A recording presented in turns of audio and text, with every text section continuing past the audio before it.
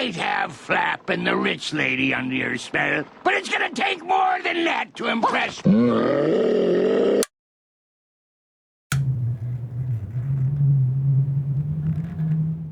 What if I was to tell you that there was a piece of software that every YouTuber uses on a daily basis when it comes to uploading their videos and managing their channel that is making a lot of your favorite YouTubers quit? What if I was to tell you that this software was driving your favorite YouTubers insane when it comes to numbers, when it comes to consistency, and it pushes them into not wanting to make videos anymore? And what if I was to tell you that they were forced into using it? That app is real, and its name is YouTube Studio. Yes, this is a YouTube Studio rant. This isn't even a random thing either. I've been planning this for a while now, and I really wanted to get it off of my chest because a lot of the choices that YouTube has made on their software is so ridiculous that it genuinely has pushed me back from being able to upload consistently. The fact that it makes you feel horrible for a video that doesn't do well. The fact that it pushes you to try to look into other people's videos. The fact that it's basically giving you the same cookie cutter advice that it's giving other creators of totally different genres. It's genuinely one of the most astoundingly awful pieces of software that I've ever had to deal with. And the fact that I have to use this software to manage my channel and upload videos, it makes it really difficult for me to be able to make anything. And that sucks for me because I love making videos. This is an art form for me and I love creating things for you guys. But a lot of the data that is shown in the Studio app and the way that they try to present it to me is incredibly discouraging. So you know what? I've had enough. It's time that I finally get this out in the open and let my voice be heard about what I feel about the YouTube Studio app and what I think YouTube should do in order to improve on it for the creator's experience. And while my statements at the beginning of the video are a little bit facetious and a bit hyperbolic, I don't have a shadow of a doubt that the Studio app is one of the main reasons why some of these creators are considering quitting. So in this video, I want to take you all through every single issue that I have with the YouTube Studio app, what I think YouTube could do to improve on it to help the creator's experience, other recommendations I'd like to add to it, and what you yourself as an aspiring creator can do to combat it. I fucking hate YouTube culture sometimes, how every single video you make has to be better than the last. And you go to your YouTube Studio app to be like, did my video go up? Is it okay? People aren't, like, there's no problems with it. And it's like, oh, 8 of 10. Try next time, buddy. Haha, fucking idiot.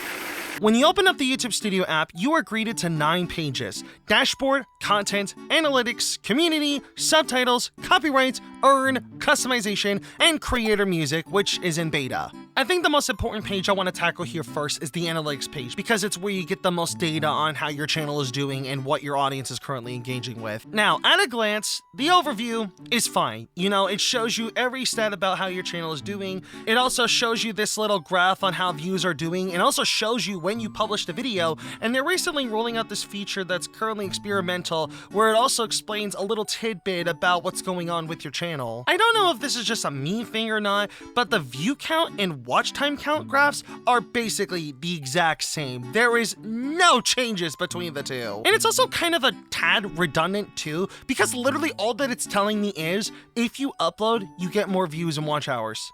Yeah. No f***ing shit. And there's also this graph here at the bottom showing your top content within this period, showing the top 10 most current popular videos, which I am definitely going to get into a little bit later. If we go to the content page, scrolling down past the graph, we see this section where it shows the key moments in audience retention for each of your most popular videos. And this is where my biggest issues start to begin. Because with this page, it shows you all the dips and spikes regarding your page, but they don't even explain at all as to what's going on with that dip. These dips and spikes also have a little info tab at the top, and all they just say is, spikes appear when more viewers are watching, rewatching, or sharing moments of your video. Oh, okay, thanks buddy. Are you gonna explain to me what even happened? It also doesn't help the fact that 90% of the f***ing time that the most replayed part on any people's videos is just them skipping the sponsored message, and that's the most replayed part. It's basically YouTube just telling us, hey, I know you're getting f***ed over by our system, and I know that revenue is being down at the moment because of it, but if you could just stop getting sponsors and not make any money, I think that'll be perfect for your video. What also doesn't help is the fact that the dip at the beginning of the video, let's be completely honest, is one of the most most normal things that you could ever have in your video ever.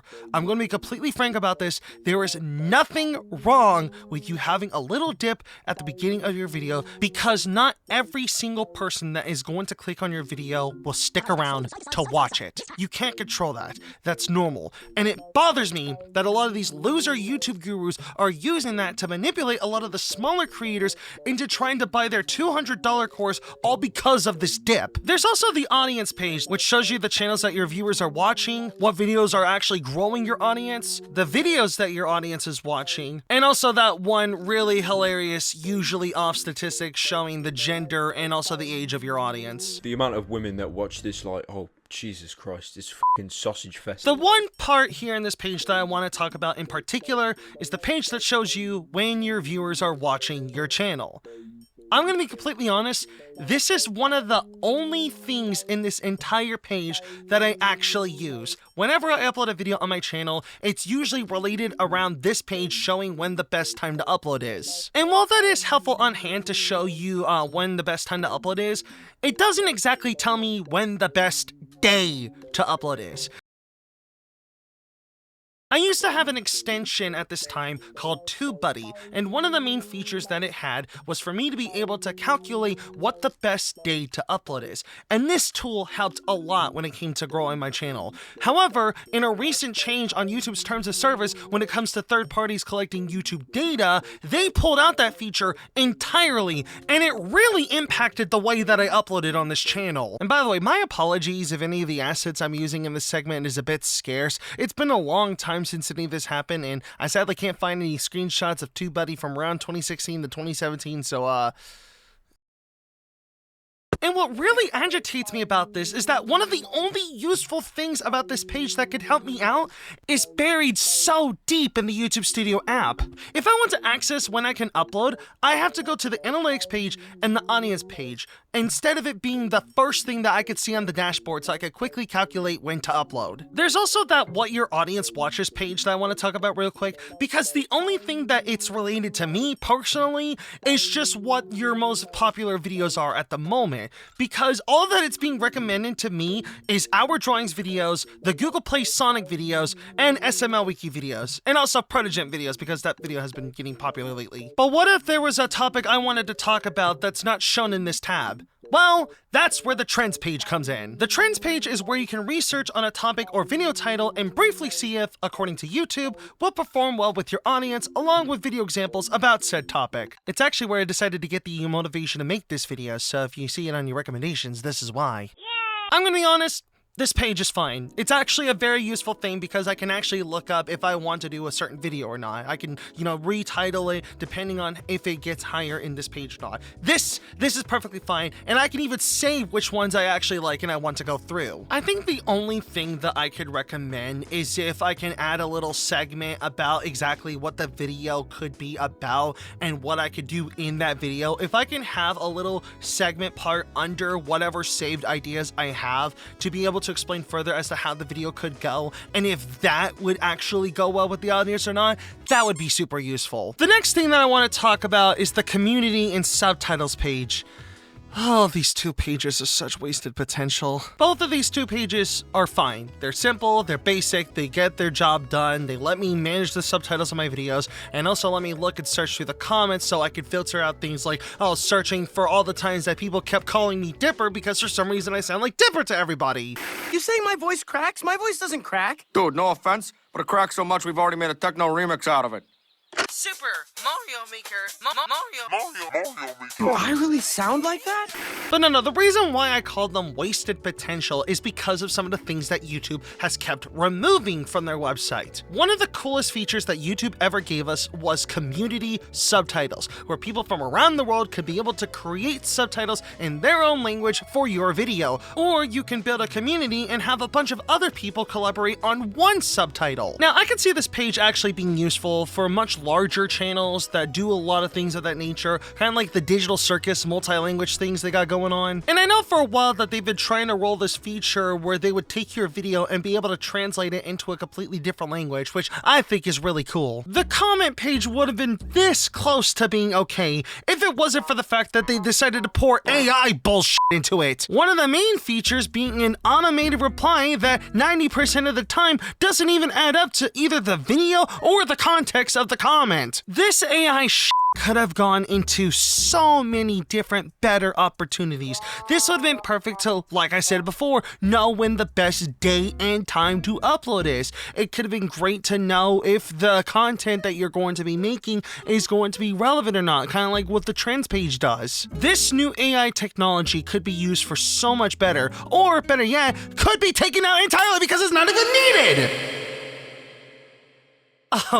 But no. This isn't even the worst issue that I have with YouTube Studio. Far from it. No. The biggest issue that I have with this godforsaken piece of software is the rating system. Oh, the rating system.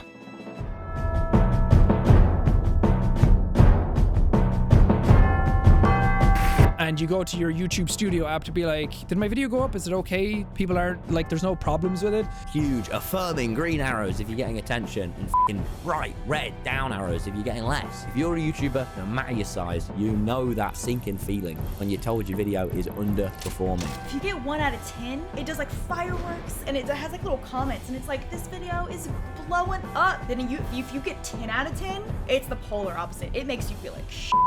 It's like, oh, 8 of 10. Try next time, buddy. Haha, f***ing idiot. One time, I watched the entire MrBeast crew, about 7 men, be really, like, sad because they had a 10 out of 10 in their dashboard.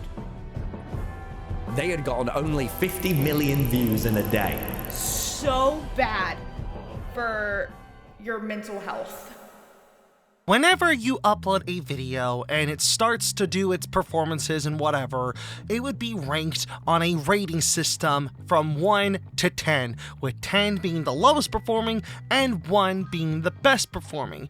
And it's comparing that to the last 10 performing videos that you had released. It's not at all related to how your channel is doing overall. It's not related to any other general status. No, it's just related to the last 10 performing videos, and it will drive you insane. And to make things worse, they added some quirky little cute little dopamine factors to make you want it even more. Whenever you get a high performing video that reaches 1 out of 10, little confetti bits will pop out on that number telling you, hey, congratulations. And in the analytics page, it'll tell you, oh, hey, this video is actually doing really well. Congratulations. However, when your video performs like dog shit, all that it just gives you is, oh, people seem to be watching this video less. Oh, great, thank you. Can you at least tell me what the f is going on? I'll never forget having one of those YouTube helper extensions on me. You know, things like TubeBuddy and vidIQ. I actually used both of those. And when I had vidIQ, there would be this little segment in YouTube Studio where the vidIQ extension would have a new video showing you what things that you could do. And whenever one of my videos performed really bad and I got that 10 out of 10 ranking, right in that vidIQ recommendations was a video with Jimmy Donaldson's smug, oversaturated, photoshopped face right there, staring at me, laughing at me for my failure. How about you just leave me the f alone while you litter Egypt with your little toys, Jimmy? I'm f***ing done with this. I'm tired of YouTube pushing an unhealthy system on us. I'm tired of having to use this page every day to manage my channel. I'm tired of my favorite creators being mentally drained because of this new meta of YouTube. I'm tired of these f***ing gurus scamming innocent people out of their money just because they want to be a YouTuber. I'm tired of the ranking system. I'm tired of the algorithm, and I'm tired of not getting any help from anyone. I've been on YouTube for nearly 10 years now, and I don't want to keep dealing with this anymore!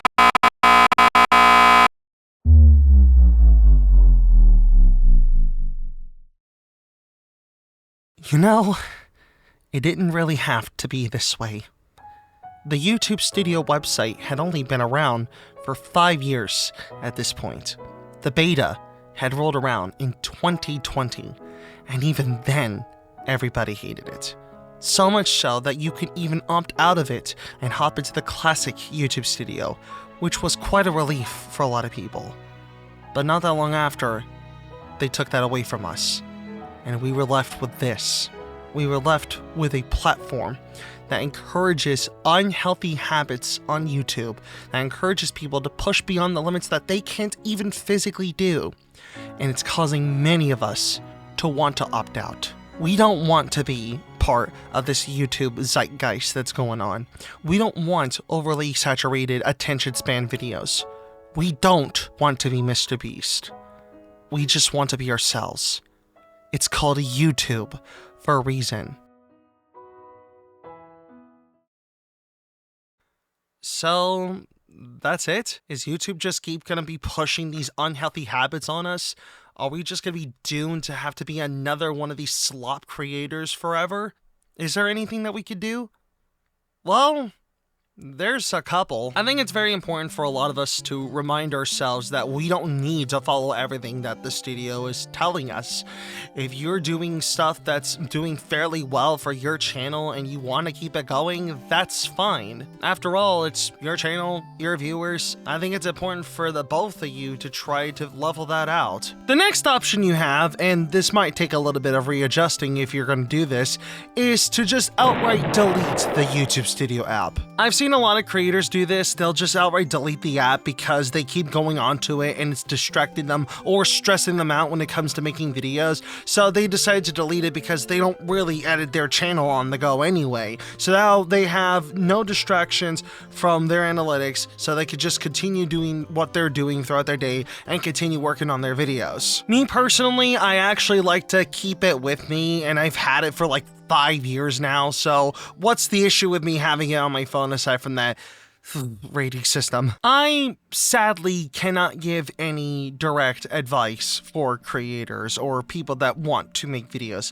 because being a creator on the internet is one of the most unstable positions you could ever be in. Not mentally stable, though it can definitely get there, don't get me wrong. What I mean by unstable is that not everything you're going to make is going to be successful. You're going to have ups and you're definitely going to have downs. And please do not let the YouTube Studio app discourage you from being able to make videos. To literally everybody that is watching this video that is even remotely a creator here on this platform, whether you have 1,000 subscribers, 100 subscribers, or even 10 subscribers, it does not matter. All I just have to simply say is, f*** YouTube Studio.